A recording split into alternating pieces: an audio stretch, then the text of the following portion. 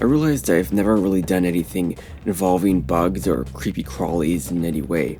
I think the thing is that I like making appealing and cute characters, and bugs are just really not appealing. Like, no offense to bugs, but they have a lot of things about them that just really put you off when looking at them.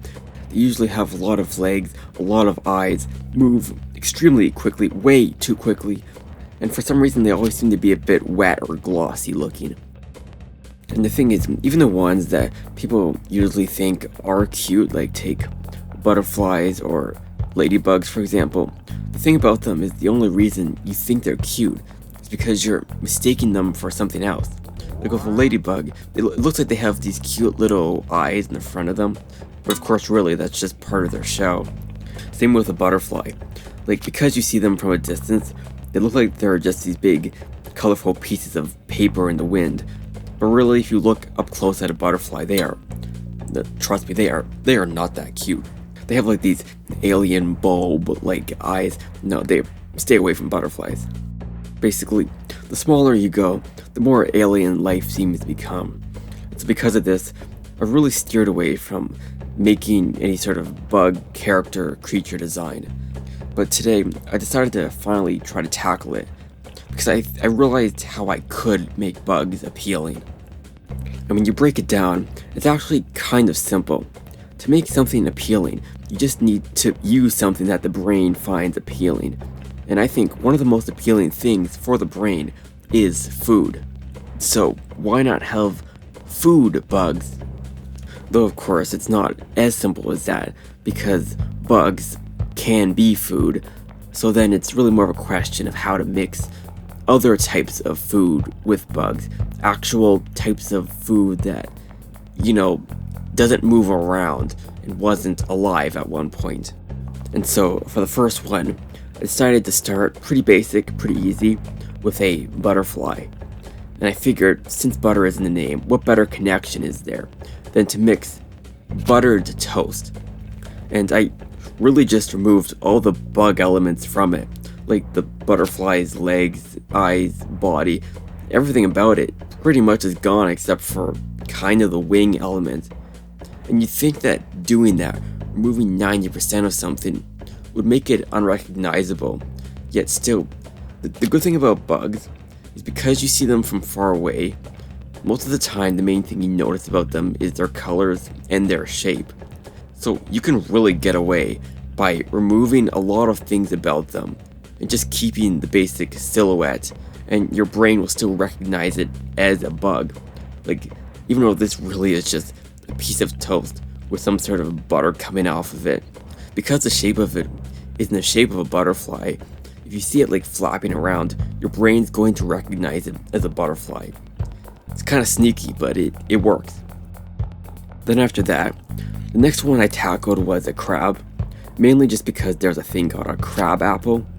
So, even though it's not exactly a bug, I still just had to do it.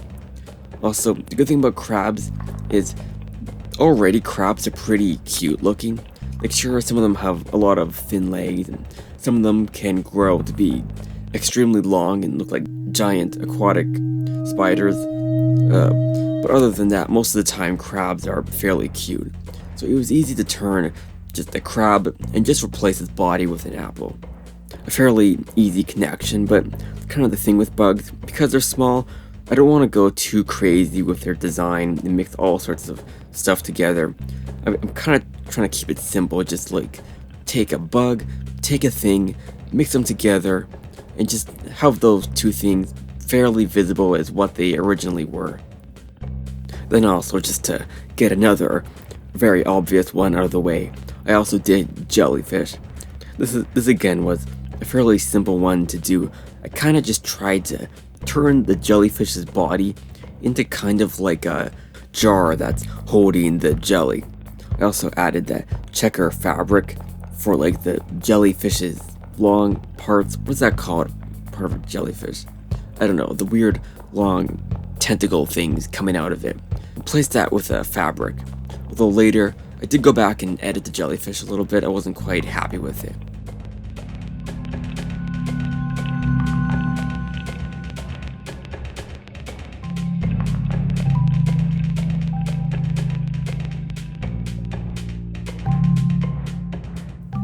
The next up was a snail, because personally, I really think, even though, like I said, bugs really aren't cute, I think snails are the cutest bug.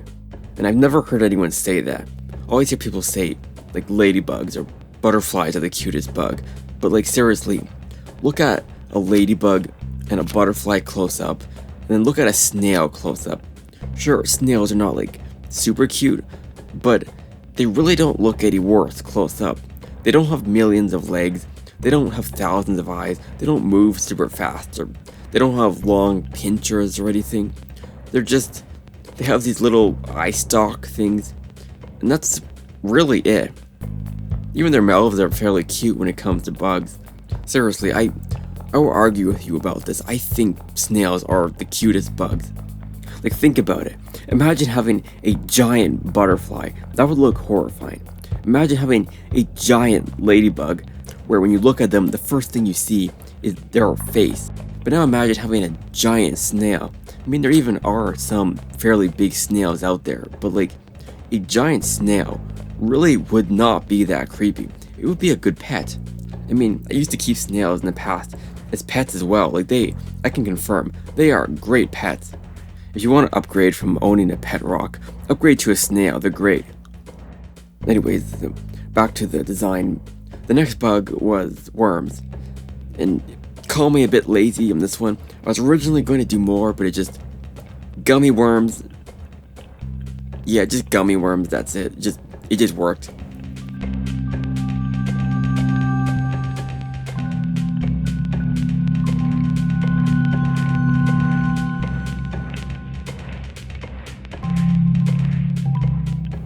Then finally, for the last one, I decided to take on a bit more of a challenge, because this time I decided to go with a spider.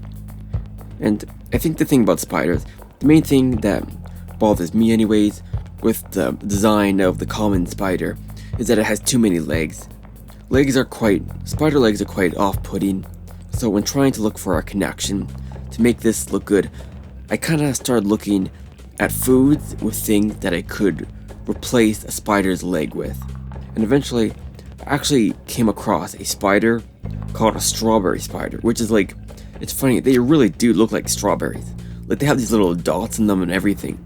And so, after seeing that, I actually decided to turn the legs into leaves. And I think it actually works really well, because this way, your brain doesn't see them as legs, but rather, it just sees them as leaves, completely negating the gross bug element altogether.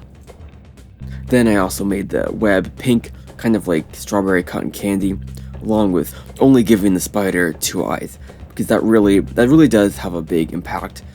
The fact that spiders have so many eyes is just really off-putting.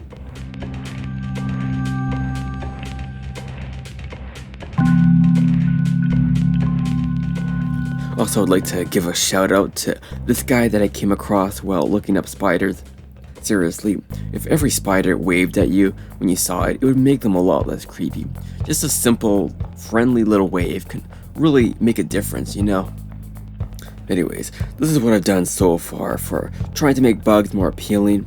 I do feel like I may have gone a bit lazy with some of these, as there were some very obvious ones, like, you know, the jellyfish and the gummy worms.